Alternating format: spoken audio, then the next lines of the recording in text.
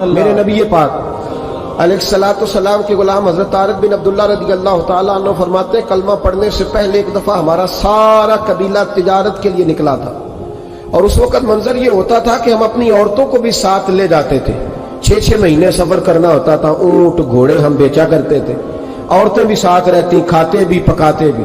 کہتے ہیں ایک سفر سے ہم واپس آ رہے تھے تو مدینے کے باہر صحرا میں ہم نے پڑاؤ کیا، اللہ اکیلے رسول پاک صلی اللہ علیہ وسلم، پھر ایک دفعہ پڑھیے گا صلی اللہ علیہ ایک وسلم، دفعہ پھر کہیے گا صلی اللہ تعالی علیہ وسلم۔ کہتے ہیں نبی پاک تنہا اکیلے حضور نہ سیر کرتے کرتے ہمارے قافلے کے پاس سے گزرے، خیمے لگے تھے، پڑاؤ کیا، محبوب تشریف لے آئے۔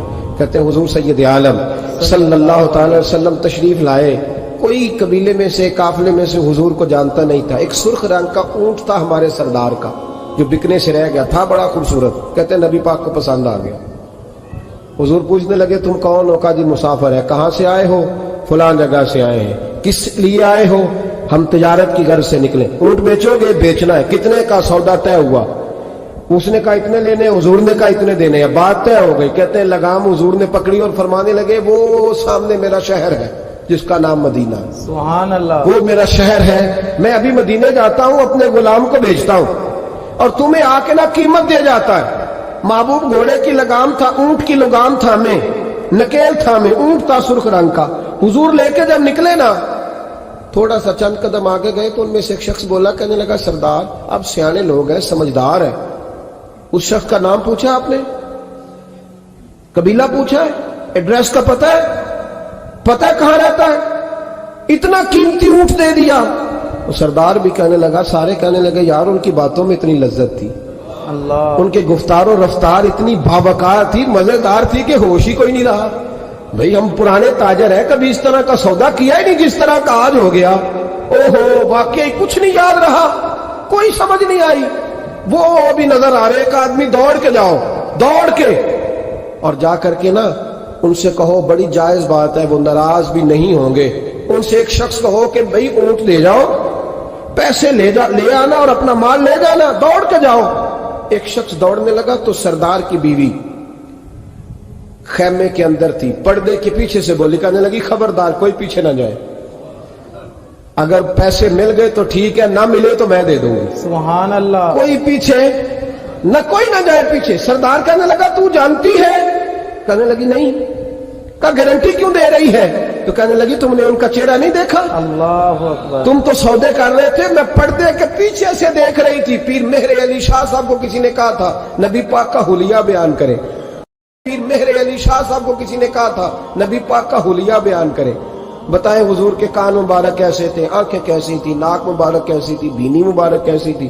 تو پیر مہر علی شاہ صاحب کہنے لگے کوئی مثل نہیں ڈھولن دی، آئے ہے سبحان کہنے اللہ، لگے مجھ سے نہیں بیان ہوتا حضور کا حلیہ، کوئی مثل نہیں ڈھولن دی، تو چپ کر مہر علی، ایتھے جا نہیں بولن دی، بس کر، تو بیان کر سکتا ہے؟ اتنی طاقت۔ اعلیٰ حضرت نے کہا لم یاتی نذیر کفی ناظر مثلے تو نشد پیدا جانا، کہ حضور مثال تو تب آپ کی بنے گی نا کوئی آپ کی طرح کا پیدا تو ہوگا، سبحان اللہ، تبھی مثال بنے گی، تو جب ہوا ہی نہیں تو مثال کیسے بنے گی؟ کہنے لگی کوئی نہ جائے، نہ پیسے آئے تو میں دے دوں گی۔ میں تو پردے کے پیچھے سے دیکھ رہی تھی، ان کے چہرے کا وقار دیکھا، ان کی آنکھوں کی روشنی دیکھی، ان کے لفظوں کا حسن دیکھا۔ تم 50 باتیں کرتے تھے، وہ ایک جواب دیتے، سبحان اللہ، اور گنے چنے لفظ بولتے تھے، ان کی سادگی کا وقار دیکھا۔ جانے دو، نہ پیسے آئے تو میں دوں گی۔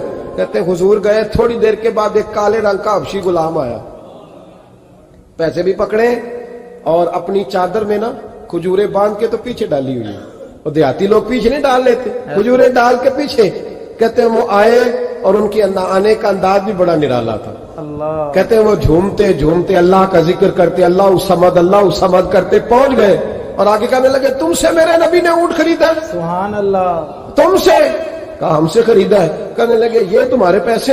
اور پھر چادر کھول کے صحرا پہ بچھا دی، کہنے لگے یہ تمہارے پیسے اور کھجورے کھاؤ، میرے نبی نے تحفہ بھیجا ہے، سبحان اللہ، کھاؤ حضور نے تحفہ بھیجا ہے۔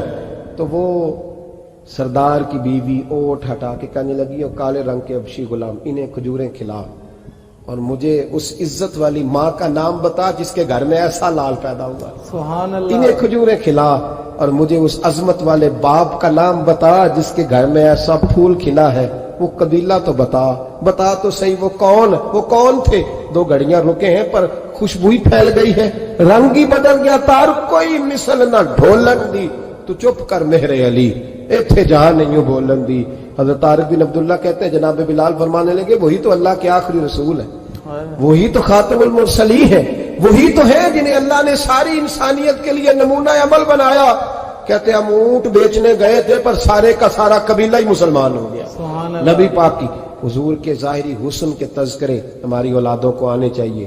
ایک شعر مرحوم اعظم چشتی نے کہا تھا، کمال کر دی، کہنے لگے سمجھا نہیں ہنوز میرا عشق بے ثبات، تو کائنات حسن ہے یا حسن کائنات؟